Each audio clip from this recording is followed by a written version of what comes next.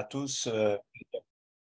Ah oui, une bonne, euh, euh, une bonne bienvenue et pour que nous puissions passer un temps dans la présence de notre Mashiach et de pouvoir vivre ce temps à la louange et à la gloire de notre Messie.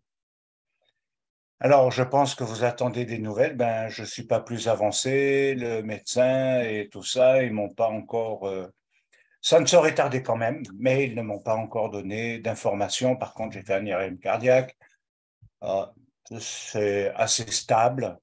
Il y a le cœur qui s'est fatigué, je pense, avec tout ce qui s'est produit. Donc, le muscle du myocarde est un petit peu fatigué, ce qui fait que le transport de l'oxygène dans le sang n'est pas top. Voilà, à part ça, ça va. Ça va. Ça va, vous inquiétez pas. J'ai encore la lucidité, j'ai toute ma tête, j'ai mon cœur. Et ça m'empêche pas d'étudier, de prier, de penser à vous et d'être en contact avec vous. Donc, tout est dans les mains de notre Seigneur et on avance, on va de l'avant. Alors, il y a pas mal de choses quand même qu'il faut relever, c'est vous remercier encore pour tous ceux qui ont pris des engagements, même très discrets, concernant le soutien dans la prière. Je ne suis pas le seul éprouvé.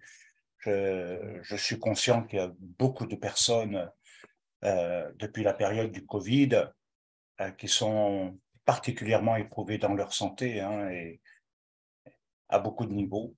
Et donc, je suis conscient que ce que j'ai bon, peut trouver une solution. L'Éternel nous a gardés et nous lui faisons confiance.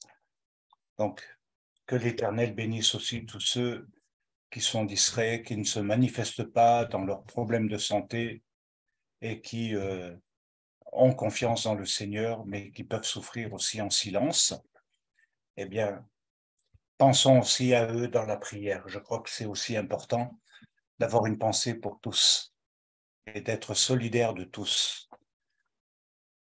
Alors, la paracha de cette semaine, elle est très particulière.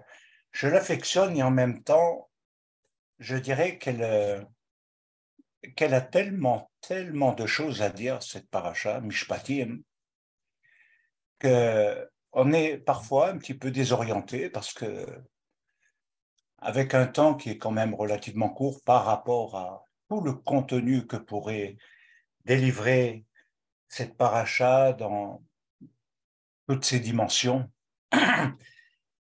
peuvent un petit peu frustrer. Alors, il faut bien saisir que la paracha Mishpatim, elle est vraiment une continuité des dix Dvarim. C'est pas une paracha qui se sépare et qui se scinde, c'est au contraire une paracha qui se relie.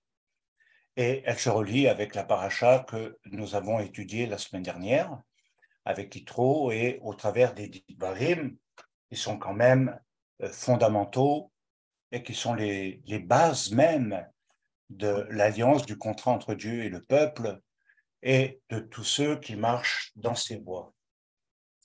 Cette paracha, elle est vraiment quand même relativement pertinente et pleine d'enseignements pour chacun de nous. Alors, je voudrais dire que Mishpatim s'oriente beaucoup sur une définition de différents types de lois. Et je sais que chaque fois que l'on prononce ce terme, ça rend frileux beaucoup de personnes parce que tout à coup, oula, la loi, ou les lois, oulala. Et derrière, il y a beaucoup de termes hébreux qui sont cachés et qui peuvent définir encore d'autres choses.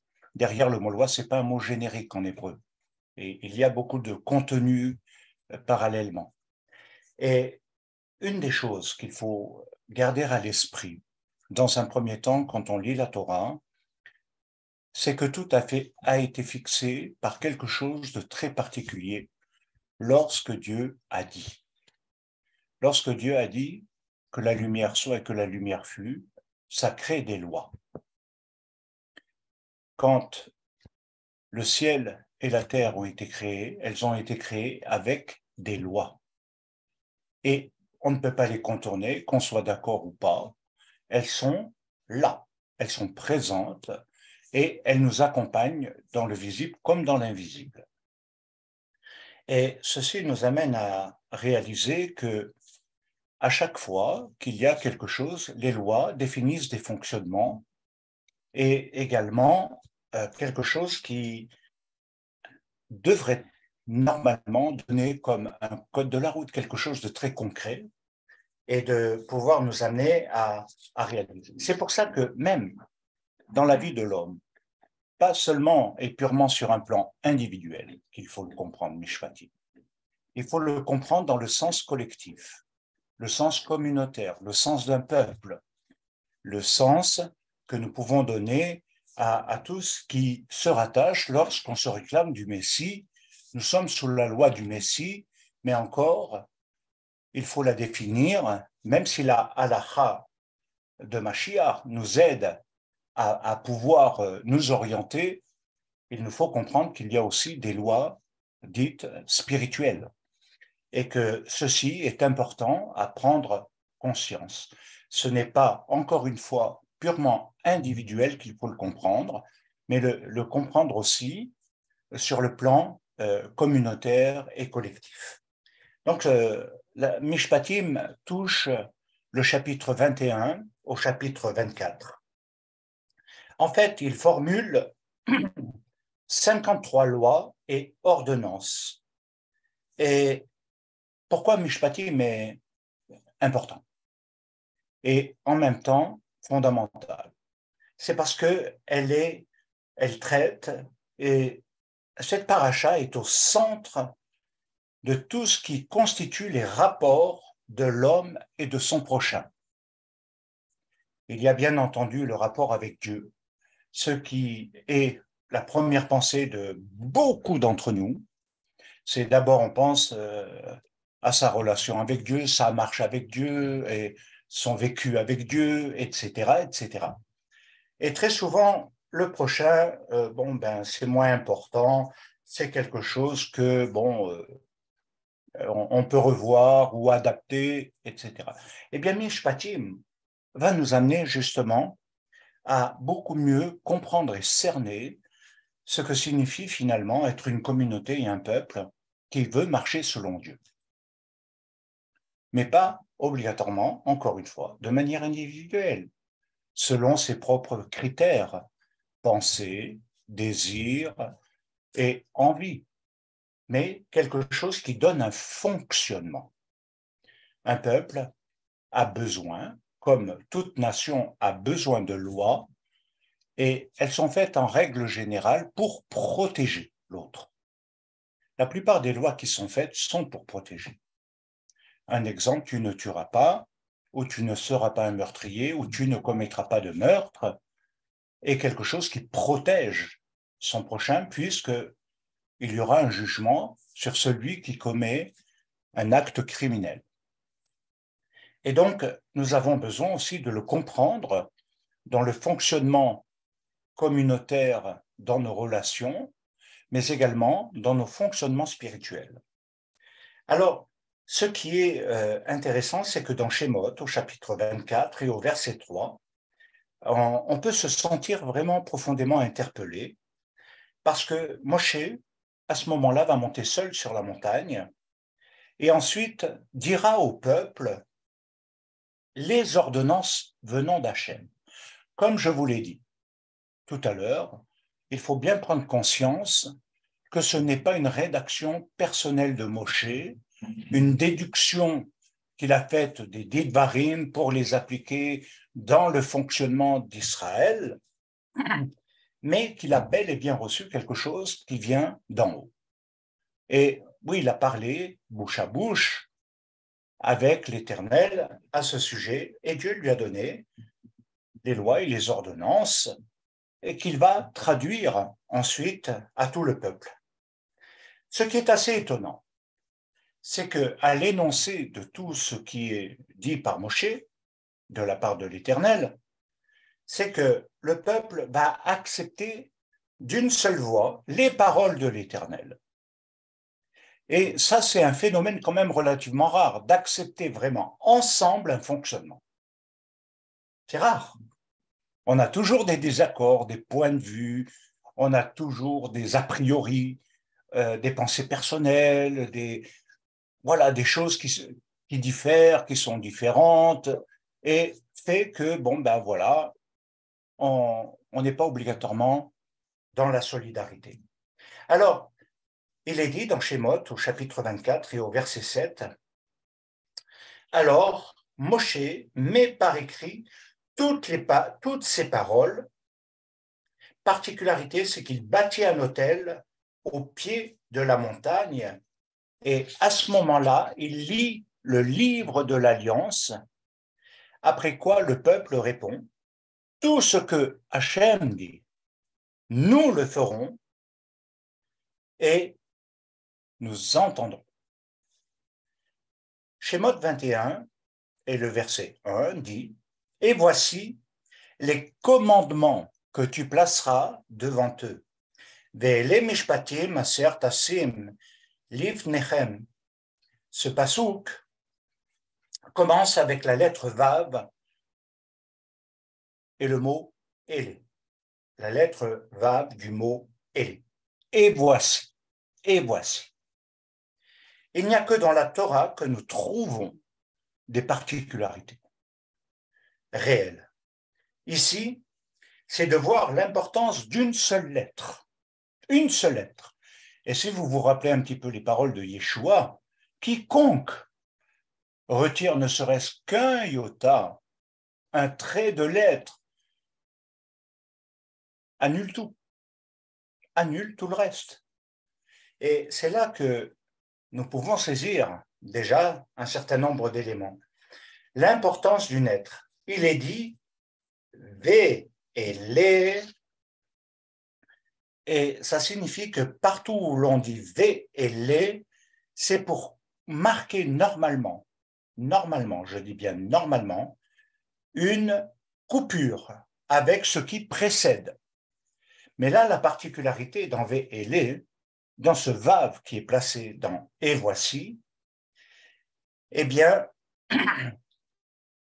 nous allons entendre 53 nouveaux commandements. Et au lieu d'être une coupure, nous le verrons, il est quelque chose qui se relie au Didvarim. C'est pour ça qu'à un moment donné, il nous faut être attentif au sens et à la signification à ce niveau-là. Donc, si on veut aller plus loin, et je souhaite, à cause des confusions, tout d'abord, même si ce n'est pas aussi brièvement que je l'aurais souhaité, mais pour donner quand même un peu de compréhension, lorsque nous parlons des lois et des commandements et des ordonnances et des statuts, des préceptes de l'Éternel, je ne peux pas tous les prendre aujourd'hui, mais j'en ai pris déjà 3. Les 3 catégories de lois. 3 catégories de lois qui sont dans la Torah, et ces 3 termes sont réellement très précis. Tout d'abord, il y a celui que nous étudions ce soir, qui est Mishpatim. Mishpatim, c'est un pluriel. Il veut dire ordonnance ou jugement. Au singulier, c'est Mishpat. Et il traduit les lois qui permettent aux hommes de vivre en harmonie dans la société, et il touche beaucoup de points. Par exemple, le vol. Comment gère-t-on un vol? Sur quelle base, quels critères on va à ce niveau-là? Les coups, les blessures, les injures. Également, tout ce qui va concerner les prêts d'argent ou d'autres choses, peu importe, etc. Donc, ce sont des règles d'ordre social. Ce que cela signifie, et ça devient réellement évident, face à la révélation et le respect dans l'obéissance à Dieu, qui, quelque part, va beaucoup plus loin. Beaucoup disent et pensent que les lois ne concernent pas les croyants en Yeshua. Ils disent qu'on est libre de tout et qu'on n'a pas besoin de loi à partir du moment où l'on croit, à partir du moment où on a la foi, à partir du moment où on est sauvé, on n'a pas besoin de loi. Bien, je dirais que dans une société, on ne peut pas s'en dispenser, déjà, mais également dans le fonctionnement à l'intérieur d'une communauté. Alors, il nous faut nous poser un petit peu cette forme de question. Quel modèle avons-nous et les autres ont adopté? Il faut savoir que chacun a défini des fonctionnements en fonction de certains critères précis et certains sont très intransigeants sur les interdictions et les obligations, d'autres très laxistes, etc., etc. Alors, sur les questions de vol, de prêt, de meurtre, un peuple ne peut, autrement dit, avoir de vie sociale sans réellement établir des règles avec des éthiques. Et, autrement dit, avec un comportement qui a une donnée morale. Impossible. Donc ça, c'est ce qui concerne Mishpatim, sur lequel on reviendra. Le terme second et défini, c'est Edout. Edout veut dire témoignage. Alors les lois de cette catégorie prennent le sens de témoignage, comme lorsque nous sommes dans la fête, par exemple, de Pessah. Pessah est un témoignage de ce que Dieu a fait, mais ça a établi des critères. Et c'est marqué par le signe divin, le signe de Dieu, celui de notre sortie d'Égypte. Et Shavuot va marquer le signe de l'Éternel dans le fait qu'il établit l'alliance et les bases et les critères de l'alliance. Ce n'est pas une alliance simplement comme ça, verbale, de touriste, quelque chose qui engage concrètement et où il y a quand même un certain nombre d'éléments dont il faut tenir compte. Le troisième terme qui est utilisé, c'est les chukim, et il vient de chok. Chukim, c'est les statuts. Et on appelle chok les lois correspondant aux décrets divins que l'homme ne peut comprendre par sa raison et son intelligence. Ça, c'est très important. Alors, si je prends un exemple dans la Torah, jusqu'à l'heure actuelle, dans le monde rabbinique, ils buteront, ils ne savent pas du tout comment, alors que le niveau d'érudition, leur niveau de connaissance depuis tous ces millénaires ne devrait pas être un obstacle. Par exemple, celui de la vache rousse demeure un mystère. Également, quelque chose qui n'est pas compréhensible pour beaucoup à l'intelligence et la raison, c'est le fait de ne pas mélanger le lait et la viande. Pour beaucoup, ceci constitue des lois irrationnelles. Ça n'a pas de logique. Pourquoi Dieu nous demande de ne pas mélanger du lait avec de la viande? Qu'est-ce que ça vient faire dans une marche que je qualifie de purement spirituelle? En quoi ce côté matériel, nutritionnel vient faire, et quelle importance a-t-il si je me base qu'à mon cœur, qu'à ma relation avec Dieu, qu'à cet amour que je lui porte? Et c'est là que nous voyons qu'il y a quand même des catégories où Dieu a inclus, avec des termes très précis, des choses qui ne touchent pas notre logique, qui ne touchent pas notre intelligence et notre raison. Elles sont tests aussi. Et elles vont nous amener à voir si on est capable aussi d'obéir à ce genre de choses. Mais pas seulement. Il y a aussi beaucoup de points. Mais en même temps, La plupart de tout ce que j'ai pu entendre depuis des années, eh bien, c'est que beaucoup, ne comprenant pas, jugent cela inutile, secondaire, banal, sans importance. Alors, ce qu'il faut capter, c'est dans ces observances que l'Éternel également nous teste. C'est-à-dire que ces observances, dans ce qui constitue le plus haut niveau de notre attachement à Dieu. En fait, le vrai test derrière, c'est que Dieu va voir jusqu'où on est prêt, à quel niveau, à quel degré on va lui obéir par amour, en lui faisant confiance totalement, même si je ne comprends pas. Ce qui est très difficile pour l'esprit cartésien rationnel français, ce qui est très difficile pour la plupart des intellectuels. Ce que je ne comprends pas n'a pas de sens. Et tout doit m'être expliqué de long en large et même prouvé, démontré, afin que aucun doute ne subsiste. Eh bien, Dieu a une manière très différente de faire. Il va nous tester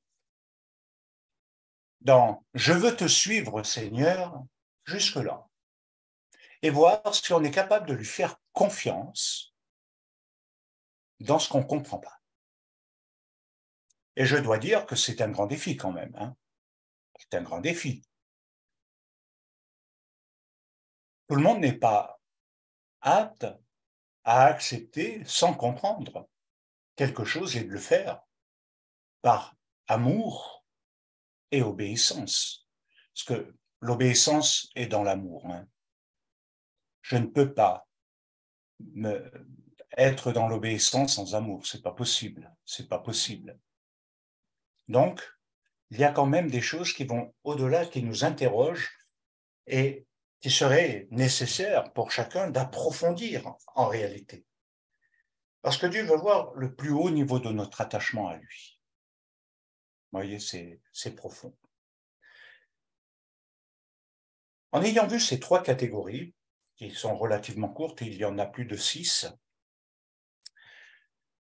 ces catégories de commandements de la Torah, c'est que en réalité, c'est pas compartimenté. Et il faut bien le comprendre que Mishpatim va être quelque chose qui nous démontre qu'il y a un tout, que les lois et les commandements, ça forme un tout, même si elles ont différents critères, orientations, même pour la compréhension, mais ça va former un tout. Ça veut dire qu'en fait, il n'y a pas de hiérarchie dans les mitzvot. Tout est digne d'observance avec sérieux. Il n'y a pas de catégorie. Il n'y a pas ceci qui est plus élevé, qui est plus à privilégier que celui-ci. Non, non, non, tout. C'est ça qui est beau. Alors, si on revient maintenant, après ces quelques petites explications. Notre lettre Vav, que j'ai mentionnée au début, elle nous amène à comprendre dans ce qu'elle évoque ici et ce qu'elle signifie. En théorie, VLE doit marquer une coupure, c'est-à-dire ne pas donner de continuité. Ce n'est pas quelque chose qui va suivre et qui va faire suivre. Mais écoutez bien, il va donner un mystère qu'on peut qualifier le mystère du Vav, dans ce cas-là dans Mishpatim.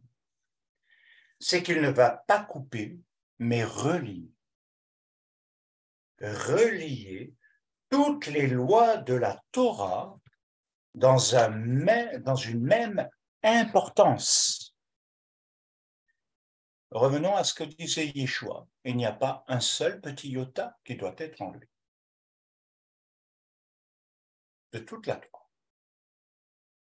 Et il se réfère, comme on le sait, qu'il avait le cycle des parachas, des enseignements hebdomadaires établis depuis Ezra. Eh bien, cela faisait certainement partie d'un de ses enseignements durant cette période. Alors pourquoi? Parce qu'elles trouvent toute leur origine dans les paroles de Dieu. Aucune parole de Dieu n'est superflue. Et nous ne devrions pas considérer que les paroles de Dieu sont de moindre importance concernant d'autres domaines qui nous touchent moins, parce que ça ne nous touche pas dans notre âme, ça ne nous touche pas obligatoirement dans nos émotions, dans nos sentiments, dans notre vie spirituelle. Donc, on va les reléguer. Et en fait, là, nous voyons quelque chose qui, non, au contraire, c'est un tout. C'est un tout. C'est un ensemble. Alors, si on veut entrer un peu dans l'analyse, le dernier mot de Shemot dans le chapitre 21 et au verset 21, est Lifnehem. Et il se traduit par devant eux. Devant eux. Alors, on peut aussi le traduire par avant eux. Avant eux. Ce qui donne une importance vraiment particulière en matière de droit civil, pénal, ce qui doit se comprendre avec le Katav Sofer. Et voici les règles que tu placeras devant eux. Mais si on reprend la logique du texte, il nous dit, et voici les règles que tu as placées avant eux. Oh, les règles que tu as placées dès la fondation du monde. Dès que le monde a été fondé, tu avais placé. Et derrière, nous retrouvons, même dans le Deutéronome et dans d'autres passages, les chemins qui sont à suivre et qui définissent un certain nombre de choses. Choisis la vie et non la mort. Voilà, il y a deux chemins devant toi, choisis. Et c'est vrai que, quelque part, au niveau intellectuel, ça n'a pas beaucoup de sens. On peut le comprendre spirituellement, on peut le comprendre de manière émotionnelle, mais dans l'application, ça ne nous donne pas vraiment beaucoup de sens. Or, ici, voilà, tu les placeras devant eux. Devant eux, ça se définit en hébreu comme avant les commandements, vis-à-vis de Dieu. Alors, c'est ce qui nous fait penser à la règle fondamentale de Yom Kippour. On va essayer de l'expliciter de manière correcte. Avant, dans la fête de Yom Kippour, vous savez qu'il y a les 10 jours de Teshuvot, d'examen de conscience, de quelque chose qui va nous placer devant Dieu. Et dans ces moments-là, c'est tout qui est placé devant Dieu. Ce ne sont pas que quelques parties de notre année, ce n'est pas quelques parties de nos vécus qui sont placés devant lui, c'est toute notre année, tous les jours de notre vie, durant l'année. Ce dont on se souvient et ce dont on ne se souvient pas du tout, ou auquel on n'a pas donné d'importance et que l'on a peut-être même négligé dans nos voies. Donc, c'est le tout. Et il nous est dit qu'avant la teshuva de nos fautes envers Dieu, parce que voilà encore une particularité, c'est que l'ensemble du monde des croyants va beaucoup individualiser et beaucoup se placer devant Dieu par rapport à lui-même dans ce qu'il va considérer ses fautes sans que personne lui dise quelles sont tes fautes. Il va définir lui-même, par ses propres critères, les fautes, qu'elles soient morales ou autres. Et à partir de là, il va aller auprès de Dieu, demander pardon pour telle erreur, tel emportement, telle chose et telle chose, et puis il passe à autre chose. Donc, Yom Kippour, ce n'est pas ça. Voilà ce que nous dit la Torah. Yom Kippour, ce n'est pas simplement quelque chose qui va te concerner, toi, personnellement, individuellement, par rapport à tes fautes, à ta marche et tes péchés, individuellement, mais il y a quelque chose qui est fondamental, qui est la règle d'or de Yom Kippour, c'est que tu dois établir la règle du pardon avec ton prochain. En fait, Yom Kippour est la réparation d'une communauté pour que Dieu rétablisse sa bénédiction à l'intérieur. Parce que les dysfonctionnements, et l'Éternel sait combien l'homme est particulier quand même, parce que dans l'année, il en a fait du lashon hara.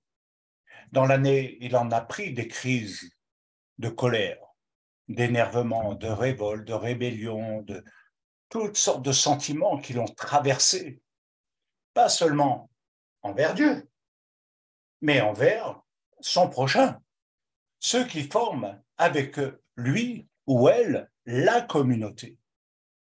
Et beaucoup ne vont pas accorder autant d'importance à cela, ils vont accorder plus d'importance à ce qu'ils sont, eux, devant Dieu, mais sans vouloir obligatoirement penser qu'il y a l'autre niveau. Et c'est pourquoi Yeshua avait relevé toujours les deux commandements. Quels sont les deux commandements les plus importants? C'est tu aimeras ton Dieu, c'est vrai, mais ton prochain comme toi-même.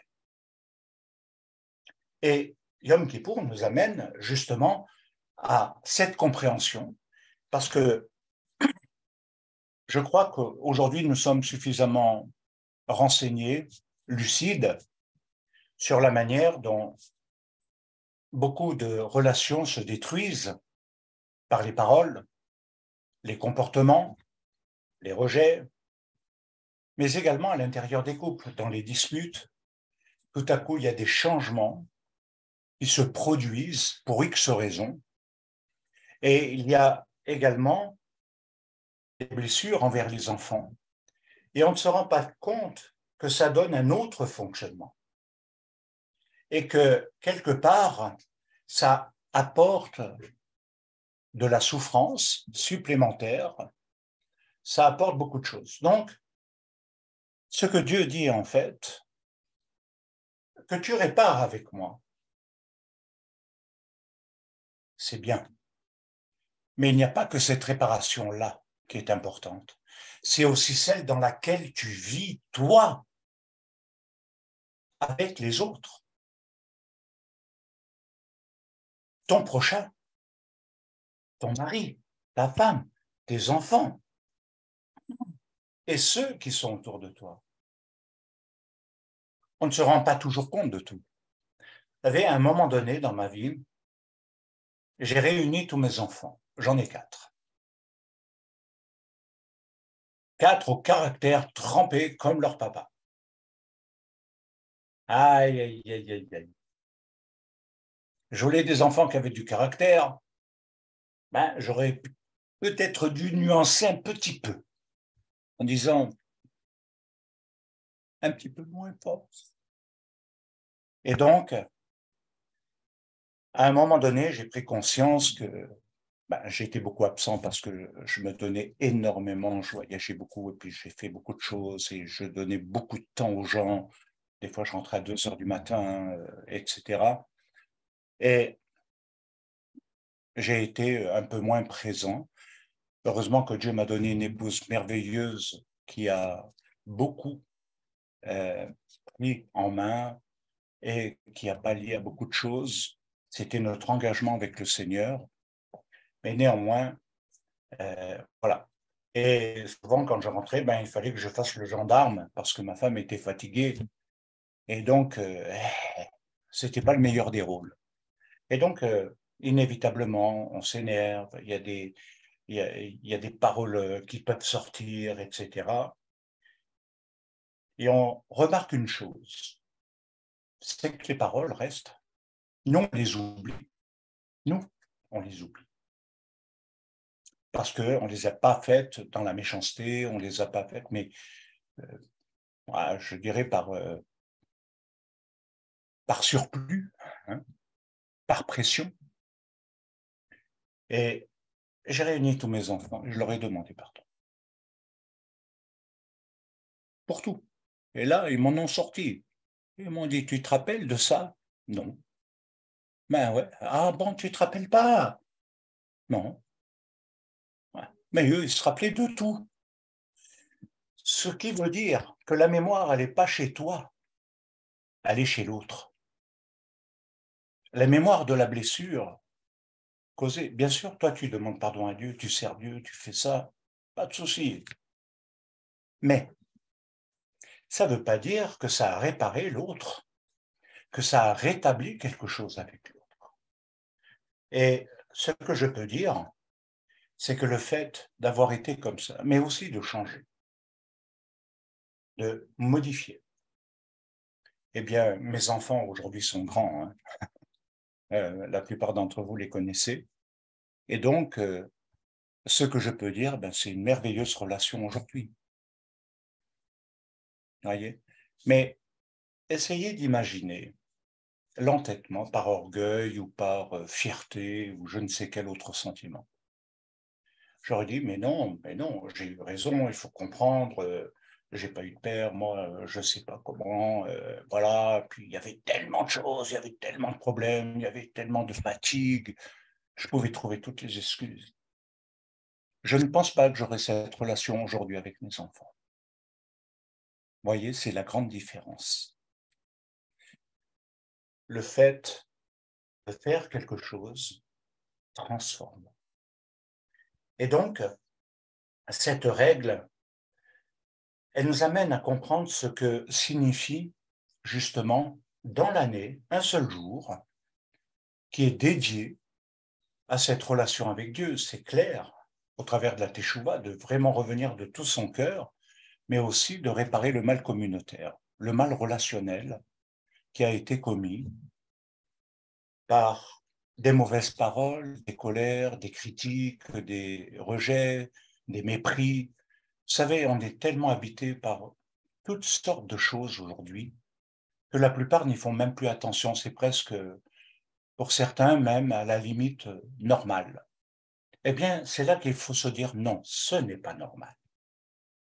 Ce n'est pas normal. Et je vais appliquer. Donc, réparer également sa relation avec Dieu et avec son prochain.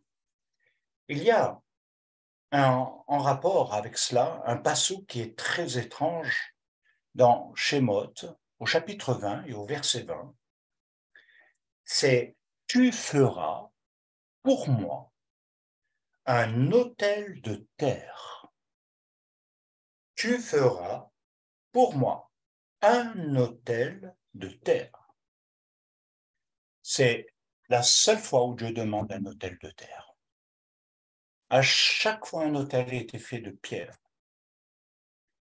Il n'y a jamais eu d'autel de terre, à proprement parler, qui soit établi comme critère.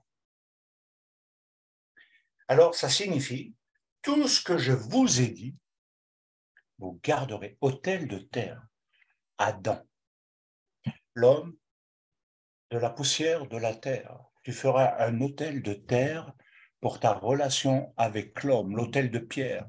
C'est pour tout ce qui va concerner ta relation avec Dieu, et l'autel de terre, c'est tout ce qui va concerner ta relation avec ton prochain. Et il nous est bien dit, tout ce que je vous ai dit, vous le garderez. Vous le garderez. C'est comme s'il disait, vous le mémoriserez. Alors, ça se dit comme étant l'étude de la Torah, celui, et ça c'est un des critères qui est établi par plusieurs de nos sages, où il nous est dit que l'étude de la Torah, de celui qui n'aura pas de comportement convenable envers les hommes, n'aura pas de valeur. Et je ne sais pas si ça vous fait un électrochoc, mais c'est une vérité.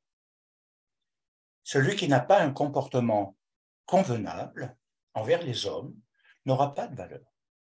C'est-à-dire que l'autre va le dédaigner, va le repousser, ne va pas lui porter crédit, même dans les plus belles choses qu'il peut dire. Elles ne seront pas gardées, ces paroles, comme un critère. Elles n'auront pas de valeur en lui, ni d'importance. Donc, cela signifie, c'est-à-dire que la dimension spirituelle doit être associée à la dimension matérielle de la vie quotidienne. C'est tout le sens de V et les, qui ne donne pas de coupure, ne sépare pas le spirituel et le matériel. Nous pourrions, pour donner un peu le relief, si vous avez besoin de compréhension, pourrions dire, beaucoup vont accorder beaucoup de critères sur les lois de la prière, les fonctionnements spirituels, l'étude de la Torah, avec tout ce que cela comporte, mais son comportement, il n'est pas si important. Il n'a pas d'importance, il est secondaire. Ce qui compte, c'est cette partie spirituelle. Or, comme je vous l'ai dit tout à l'heure, c'est quelque chose qui se relie. Il y a comme une fusion de quelque chose qui doit être dans une totale et profonde cohérence. Alors, il ne sépare pas le spirituel et la vie de l'homme, mais, comme je vous l'ai dit, il les relie et les attache l'un à l'autre. Ce qui doit, d'après le Rav Kassadi, quand il dit « Par notre adhésion aux lois de la Torah, notre vie quotidienne, dans sa normalité, devient une expression du divin. » Et là, on est dans la profondeur, bien-aimés. On est dans quelque chose qui est profond, qui nous touche. Par notre adhésion aux lois de la Torah, notre vie quotidienne, dans sa normalité, devient une expression du divin. Alors, si on va encore dans plus de profondeur, par rapport à notre passouk de base, si on prend la règle de ce qui utilise dans l'hébreu et qu'il est possible de faire, cette règle, c'est la combinaison des lettres. La combinaison des lettres. Et je vous donne un exemple. À partir d'un mot, on peut former un autre mot. Et quelque part, c'est ça, le secret de la Torah et de l'hébreu. C'est qu'il ne faut pas s'attacher simplement de manière littérale à un terme qui nous est cher, par exemple, qui nous touche, qui nous sensibilise au plus profond de nous. Mais un mot nous renvoie à autre chose. Il nous fait continuer, approfondir davantage. Et il va nous permettre également même de pouvoir former une phrase. Alors, il est dit « Ve'ele amishpatim asher tasim lifnehem » et voici les commandements. L'homme doit étudier le moussar, l'éthique, le comportement, l'excellence de vie, l'excellence spirituelle et l'excellence dans sa propre vie, pour être un témoin.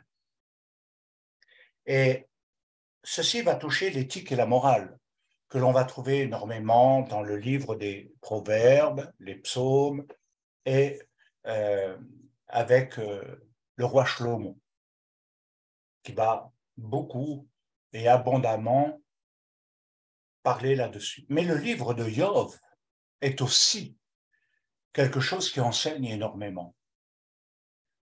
Alors, Ve'ele, ce mot donne dans chaque lettre Ve'ayav, Ve'ayav, le vav est, autrement dit, ce qui tient et ce qui doit être tenu. Alors, le aleph, c'est Adam, l'homme. La med, c'est l'ilmod, étudier. Le et, c'est amusar, la morale, l'éthique et le comportement. Ce qui nous donne à pouvoir traduire au travers de cela dans la pensée du mot, chaque homme est tenu, doit étudier la morale. Pourquoi? Parce que la Torah est un enseignement de vie. Ce n'est pas seulement des critères spirituels. Un enseignement de vie, c'est-à-dire acquérir un statut de vie conforme, tant dans sa personne, dans son être, qui témoigne de la présence divine, que dans sa vie spirituelle. L'enseignement, autrement dit, et là je reprends un peu ce que mon oncle enseignait et qui lui tenait beaucoup à cœur, pour lui, l'enseignement l'imoud, qui contient également la correction, le redressement de quelque chose qui n'est pas bon. Il faut corriger les mauvais penchants, les mauvaises tendances, les mauvaises pulsions, les mauvaises paroles. Tout doit être corrigé.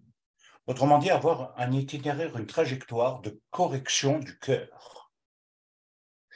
Il va corriger le cœur et ses défauts. Autrement dit, l'homme doit s'améliorer et non empirer. Parfois, j'ai dû faire le constat, je pense que vous aussi, ou en tout cas dans vos expériences, vous avez certainement dû rencontrer des personnes comme ceci, qui commencent bien avec beaucoup d'amour pour Dieu, beaucoup de zèle. Quelques années plus tard, c'est plus le même langage, c'est plus le même discours, le même comportement, beaucoup d'autres changements, mais au lieu d'avoir acquis un statut, on a l'impression qu'ils ont complètement rétrogradé, qu'il n'y a pas eu d'évolution. Alors, ils ont évolué dans la connaissance, ils ont évolué dans le savoir, ils ont évolué dans la compréhension intellectuelle, même dans certaines démarches spirituelles. Mais leur vie est restée au même niveau. Il n'y a pas d'évolution. Et c'est là que nous voyons que, par exemple, le moussard va être ce qui va travailler le cœur et l'âme ensemble. Il va travailler pas seulement les parties spirituelles pour les affiner davantage et devenir mystique, désincarné, complètement coupé des autres, mais quelque chose qui va donner une véritable humanité et qui va nous inscrire dans une nouvelle humanité.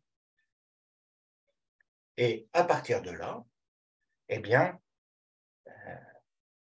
je dirais que mon oncle disait toujours, de toute façon,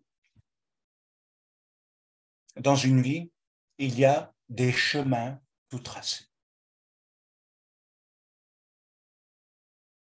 Tout dépend de celui que tu empruntes.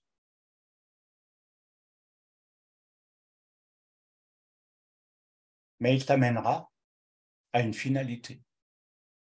Donc, si nous sommes conscients que quelque part, c'est un ensemble, et je dirais ceci, c'est que Yeshua, notre Messie, a été le plus grand exemple qui soit. Il nous est dit dans les paroles des évangiles de l'abbé Soratova que Yeshua croissait en stature, en sagesse et en grâce devant Dieu et devant les hommes.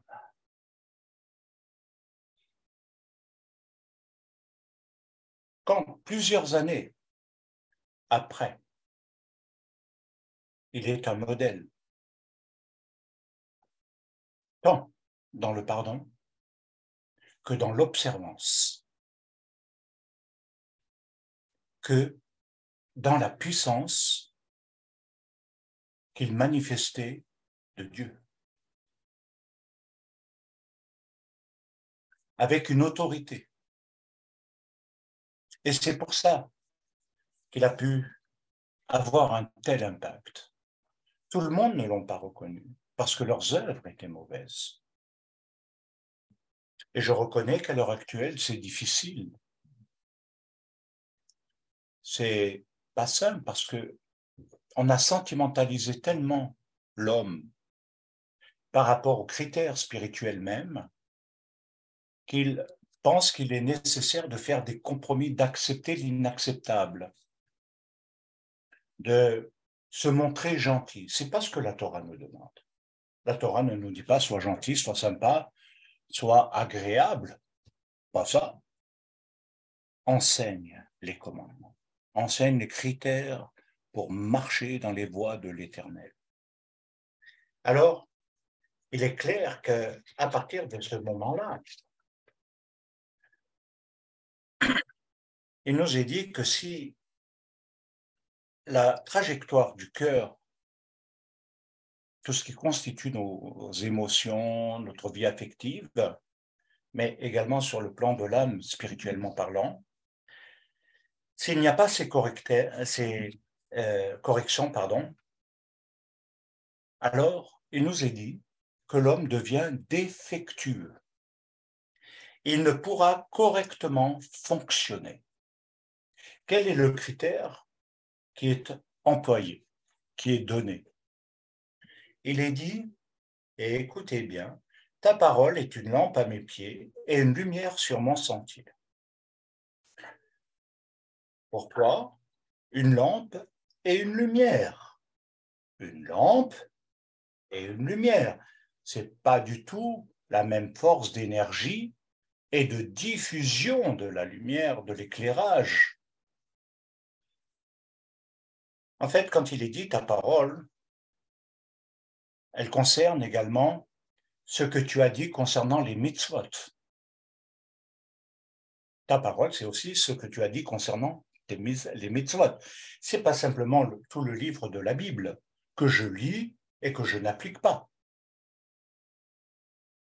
C'est tout ce que l'Éternel a dit et où on a bâti l'autel de terre. Une lampe à mes pieds, elle devient. C'est une façon dont je vais marcher dans ses voies. Elle éclaire les pieds. Elle est à mes pieds, cette lampe.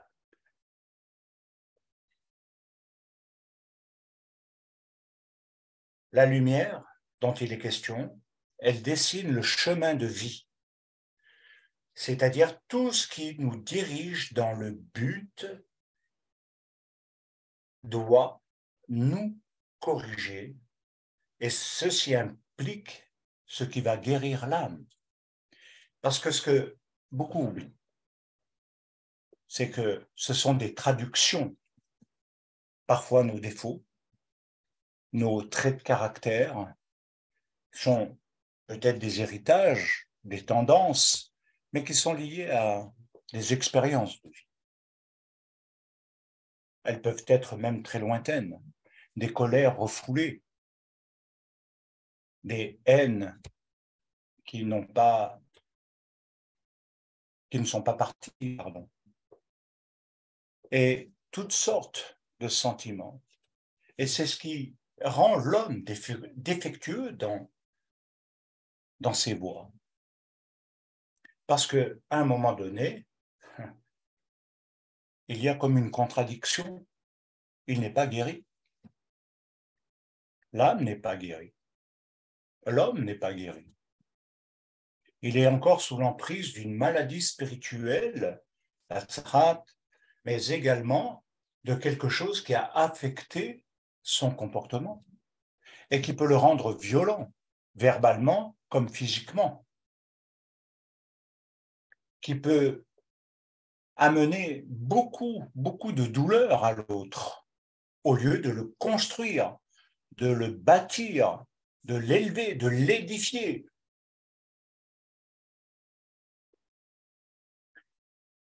Il est clair que ce que l'on veut dire aussi en hébreu, au travers de cela, c'est tous les désordres qui se sont mis dans l'âme, le mélange dans les sentiments et toutes sortes de choses qui sont devenues confusion à l'intérieur de soi.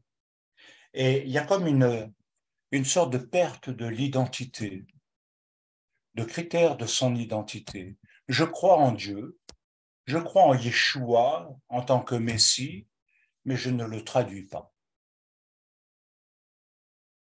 Parce que j'ai une identité de croyant, mais une identité de vie, c'est autre chose. Et comme on l'a vu, à un moment donné, même ma vie, dans cette croyance, même profonde et sincère, elle ne témoigne pas de ce que Dieu fait. Un de mes enfants, un jour, m'avait dit, ouais, Rabbi Emmanuel, alors, là, toujours ce défaut. Ben, je vais le corriger. Ouais. Et je dirais que tout le monde est à l'affût du défaut de l'autre, quelque part. On attend une perfection, des critères élevés. C'est exactement, si vous me permettez de pouvoir dire également, qu'il y a des critères élevés chez beaucoup quand on veut faire le choix d'une personne avec qui on va partager toute sa vie, c'est-à-dire le mariage. On a des critères, il y a des critères. Et souvent, après le mariage, les critères ne correspondent plus et tout a tendance à tomber. Déception, mais je ne savais pas qu'il était ou qu'elle était comme ça. Ah, je ne pensais pas. Ah, je me suis fait avoir. Ah, mais oulala, qu'est-ce que c'est ça? Etc. Et puis tout à coup, on a l'impression que la vue est revenue. Et c'est très souvent aussi ce qui se produit dans les relations où on a fait confiance à quelqu'un parce qu'on pensait qu'il était bien, etc. Et puis tout à coup, c'est pas le cas. Alors, c'est clair qu'on pourrait multiplier les exemples à ce niveau-là, mais je voudrais maintenant donner ceci à la lumière de Mashiach, mettre la dimension de notre Messie dans Mishpatim. Parce que il y a quelque chose d'extraordinaire dans ces enseignements, mais également cette relation qu'il avait lui-même avec la Torah, qu'il suivait, qu'il appliquait, qu'il a vécu et qu'il a défendu. Il a défendu toutes les lois de la Torah, au point de dire pas un iota ne disparaîtra, ne sera ôté. Et vous pouvez prendre sur Yohanan, dans le dernier livre de la Révélation, et vous remarquerez quiconque retire une lettre de ce livre, il y a une sévérité. Waouh! C'est pas simplement de chercher la mystique des chiffres, de la prophétie, de ceci, mais il y a autre chose qu'il faut décoder. Alors, il y a un passage qui est relativement très connu de chacun d'entre vous, ça j'en suis convaincu, c'est lorsque le fameux jeune homme, un jeune, donc potentiel, capacité, avec plusieurs années de vie devant lui, c'est pas un retraité qui lui reste que quelques petites années, eh bien, il va voir Yeshua, Mashiach, et il lui demande que dois-je faire pour hériter de la vie éternelle? Autrement dit, que dois-je faire pour devenir ton talmide, ton disciple? Ça, c'est quelque chose qui nous caractérise tous. Seigneur, je veux te servir, je veux te suivre. Quels sont tes critères? Montre-moi et on y va. Regardez, regardez ce que Yeshua va nous enseigner là. Et Yeshua lui rappelle quoi? En premier, les mitzvot. Du premier et du deuxième commandement. Ainsi que de faire du bien aux pauvres et de tout un tas de choses. Que répond le jeune homme riche? J'ai tout fait. Le gars parfait. Et pourtant, Yeshua ne va pas. Tiens, moi, en tant que dirigeant, j'aurais pris un gars comme ça, potentiel, valeur, en plus il a du fric et tout. Oh là là, c'était l'idéal. Candidat idéal. Et Yeshua lui dit non. Alors on va essayer de décortiquer. Il relève ce cas dans Mishpatim, du premier commandement et du deuxième qui sont liés et reliés. Il précise, si tu veux être parfait, mais maintenant il lui donne un niveau plus élevé maintenant. Tout ça, c'est bien, c'est correct, rien à dire. Mais si tu veux être parfait, alors va, vends tout ce que tu as, donne-le aux pauvres, et tu auras un trésor dans le ciel. Puis viens et suis-moi. C'est la première fois que Yeshua fait une remarque pareille. Elle est tellement étonnante qu'on mérite de s'y arrêter. Yeshua fait cela uniquement avec ce jeune homme, et pourquoi? Le terme bien, avoir des biens, en hébreu, c'est shremata. Shremata. Et là, il ne s'agit pas uniquement de richesse, mais de toute chose que l'on considère comme étant utile, indispensable, si vous préférez, malgré leur utilité. On va les considérer comme indispensables et utiles, malgré leur utilité ou l'utilisation qu'on en fera, même si on ne les utilise jamais. Mais on va les considérer comme utiles. Ce qui veut dire que plus on possède de ces choses, et moins on est apte à entrer dans le règne de Dieu. Alors ça se traduit par quelque chose d'assez étonnant dans l'enseignement de Mashiach, quand il dit qu'il est difficile à ceux qui ont des richesses d'entrer ou parvenir dans le royaume de Dieu. Il est plus facile à un chameau de passer par le trou d'une aiguille qu'à d'autres d'entrer dans le royaume de Dieu. Alors Yeshua, il relève qu'il ne s'agit pas seulement d'appliquer les commandements comme ce jeune homme. Parfait. Tu as fait les mitzvot. Tu es parfait. Et même Yeshua l'aima. C'est-à-dire qu'il a même humainement eu un attachement affectif, un lien de connexion, parce que c'est rare une personne pareille. Yeshua l'aima, mais il ne l'a pas pris. Et c'est clair que ça trouble, parce que il a fait les mitzvot. Certainement que sa vie était correcte, propre, appliquée. Alors on va approfondir. Il ne s'agit pas, comme je vous l'ai dit, d'appliquer les commandements, mais de les réaliser et donner une orientation de vie quelque peu différente. Ce qui va encore plus loin, et ça définit notre niveau d'attachement aux choses ou à Dieu. Et si vous regardez bien le test de Yeshua Mashiach, c'est pas qu'il voulait sa richesse, son argent, Yeshua, quand il était bébé, il a eu de l'or. Il avait de l'argent, Yeshua. Il n'était pas pauvre.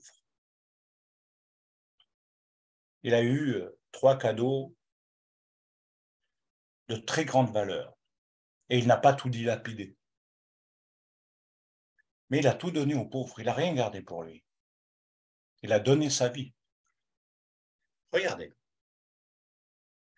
À un moment donné, notre niveau d'attachement aux choses ou à Dieu. Et ça rejoint ce que je vous disais au début. Nous allons être testés sur nos attachements aux choses ou à Dieu. Attachés peut-être à nos critères de pensée, de conviction, pensant qu'il faut surtout pas bouger, il faut rester têtu, voire archi têtu. C'est le plus mauvais critère. Alors, poussons un petit peu. C'est que la difficulté, en réalité, elle est surtout dans ce qui devient un obstacle quand on est trop attaché à ce que l'on possède. Et c'est là la différence. Être trop attaché à ce que l'on possède. Et très souvent, vous savez, même en psychologie, on peut le voir, mais beaucoup de gens disent j'ai, ou viennent directement sur eux, parlent de mon appel, mon ministère, ce que moi j'ai fait. Et ils oublient d'impliquer les autres, ils oublient que c'est Dieu qui, par grâce, agit et que ce n'est pas par un mérite, mais on s'attribue. Et à partir de là, je ne sais pas si vous avez remarqué, mais les personnes deviennent la personne qu'elles disent quand elles prononcent le je ou le mon. Je, mon. Et elles deviennent. Et finalement, Dieu les suit, hein, quelque part.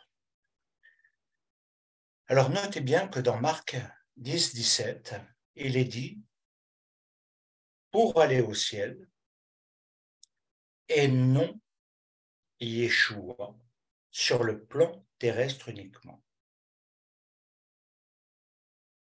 Voilà le problème du jeune homme riche. Que dois-je faire pour hériter de la vie éternelle? Garantir mon salut. La certitude que je serai sauvé, par exemple. Mais tout ce que va concerner la vie terrestre en devenant ton disciple, en te suivant, j'ai tous les biens matériels, j'ai tout ce qui m'est utile, j'ai tout ce qui m'est nécessaire. Je veux simplement la garantie que tu puisses me donner une réponse pour que je puisse obtenir la vie éternelle.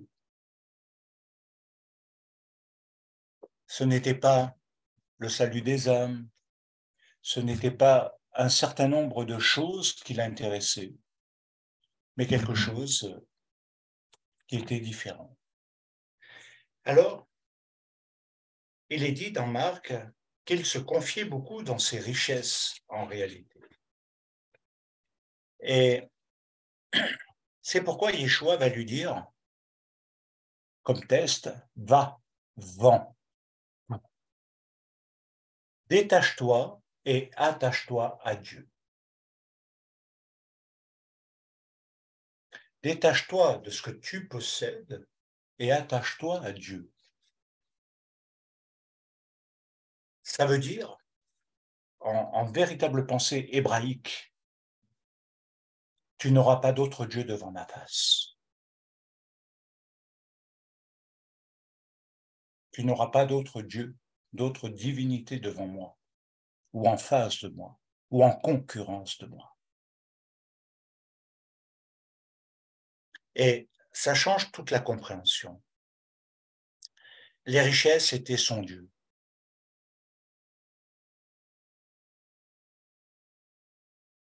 C'est ce qui a défini la tristesse de son cœur.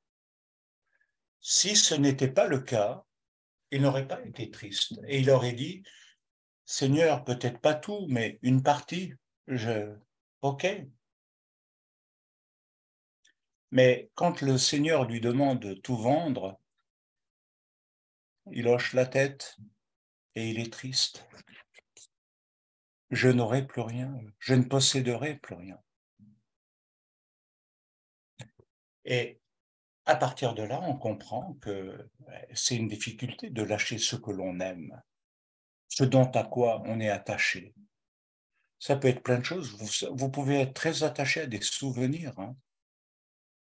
Des souvenirs, des images peuvent être réellement comme des divinités devant l'Éternel. Des choses sur lesquelles on s'accroche, qu'on défend farouchement. Ça peut être même sa famille, ses enfants, parce que c'est sa raison de vivre qui est dedans, ou son travail, ou son identité s'est construite à ce niveau-là, et que toute la personne s'est développée dans ce qu'elle a fait. Va, vends tout ce que tu as et suis-moi. Et la tristesse était dans son cœur. C'est pourquoi des fois, quand on dit Seigneur, je veux te servir, et qu'il y a les petits tests perso que le Seigneur fait, tout à coup ça devient difficile. Oui, pas simple, pas simple. C'était quand même, et il faut l'avouer, un grand défi. Alors, on arrive à la conclusion. On peut dire que par ailleurs, Yeshua a beaucoup insisté sur, quand on prend Mishpatim, non pas aimer Dieu, mais de servir Dieu. Et comment le servir? Et la règle qu'il a communiquée à ses disciples, à ses talmidim, ce qu'il a voulu leur apprendre, leur inculquer durant son temps, c'était aimez-vous les uns les autres comme je vous ai aimé. Je vous ai donné un exemple. Aimez-vous les uns les autres comme je vous ai aimé. À ceux-ci, tous connaîtront que vous êtes de mes disciples. C'est à l'amour que vous allez avoir les uns pour les autres. Alors, ça ne veut pas dire les embrassades avec tout le superficiel, mais quelque chose qui va au-delà de l'affectif. Un critère d'application qui est lié, comme on l'a vu, à cette capacité d'aimer. Et cette capacité d'aimer, ça veut dire avoir une force, une capacité de pardon. Car celui qui aime sera de toute façon, comme les autres humains, blessé. À un moment donné, atteint dans sa dignité, dans son amour-propre. Et c'est là que tout va se jouer. Le pardon. La capacité de pardonner. Et le critère de l'amour. Les paroles de Yeshua à Golgotha, c'était Père, pardonne-leur, ils ne savent ce qu'ils font. Non qu'ils les excusent, mais ils ne comprennent pas ce qu'ils font. Mais pardonne-leur. Il aurait pu envoyer l'armée des anges, il aurait pu y avoir plein de trucs, des tremblements de terre, j'en sais rien, qui auraient englouti je ne sais combien de personnes. Pardonne-leur. Et je crois que c'est l'arme absolue de ce deuxième commandement, tu aimeras ton prochain comme toi-même. Alors, inévitablement, ça renvoie à l'image de soi. Ça renvoie à quelque chose que l'on a en effet miroir intérieur sur soi. Et c'est clair que à un moment donné, comment pouvoir aimer l'autre si on ne s'aime pas soi-même? S'aimer soi-même, je vais vous donner une définition clé. c'est avoir compris l'acceptation de l'autre. C'est quand l'autre nous a accepté qu'on est aimé, qu'on se sait aimer. Et s'aimer soi-même, c'est pas parader devant la glace, à se regarder, à corriger ses défauts, à mettre des crèmes et je ne sais quoi d'autre, moi, mais à comprendre que c'est une question d'acceptation. S'aimer soi-même, ça veut dire le besoin d'acceptation. Quand on est accepté tel que l'on est, sans jugement, on est aimé. Et ça nous donne une image autre. C'est une échelle de valeur. Et c'est pourquoi Yeshua nous a adoptés. Et c'est pourquoi on peut crier « Abba, Père », parce qu'on est accepté, malgré tout le mal qu'on a pu faire. Se savoir aimer, c'est être dans une sécurité. Et on n'est pas dans l'effet repoussoir envers l'autre. Et je crois que c'est une des clés qui va aussi passer par un deuxième point, se pardonner soi-même. Il y en a qui se culpabilisent inutilement, qui laissent le pivot de la culpabilité, du remords, du regret, les pilonner à longueur de journée. Lorsque tu appliques les commandements de Dieu et que tu aimes ton prochain comme toi-même, tout ceci s'arrête. Fini. Dieu remplit. Et il transforme l'image. J'ai toujours admiré cette image de Moshe qui descend de la montagne. Ce sera dans quelque temps, rayonnant de gloire. Quand on prend les périodes de la vie de Moshe, c'est pas si évident. Il est rayonnant de gloire. Il est transpercé. Et c'est un autre homme.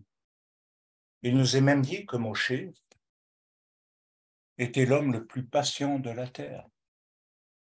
Il a supporté ce que normalement on ne devrait pas pouvoir supporter. Je peux vous le dire, et vous aussi, par expérience, quelqu'un qui est toujours rebelle, qui se plaint tout le temps, qui est jamais content, qui est toujours en train de gna, ben, il n'y a rien de plus pénible, pardonnez-moi. Vous n'avez pas envie de passer 3 heures avec lui, à boire un café ou à manger, parce que, ouh là là, on a envie de le fuir. Eh bien, Moshe l'aurait fait. Pourtant, il a tué un Égyptien par impatience. Donc, voilà un peu un ensemble où, bien sûr, on peut toujours approfondir, mais il est clair qu'on va avoir bientôt des sujets d'études, autant sur le Moussard que sur d'autres points, et sur ce qui met les désordres de l'âme, et remettre l'ordre dans son âme. C'est restaurer les commandements de Dieu en soi. Mais également avoir des mitzvot, un comportement visible. Et là, on réunit l'ensemble. Tout ceci nous situe, et c'est ma conclusion, au niveau de ce jeune homme qui, si on va le dire comme en paraphrasant, va ôte tout ce qui te possède. Ôte tout ce qui te possède. Ôte ta colère, ta haine, ton égoïsme, ta méchanceté et tout ce que tu veux. Ôte. hôte, et tu deviens autre, un vrai disciple. Et là, tu peux dire, Seigneur, je veux te suivre. Que l'Éternel vous bénisse.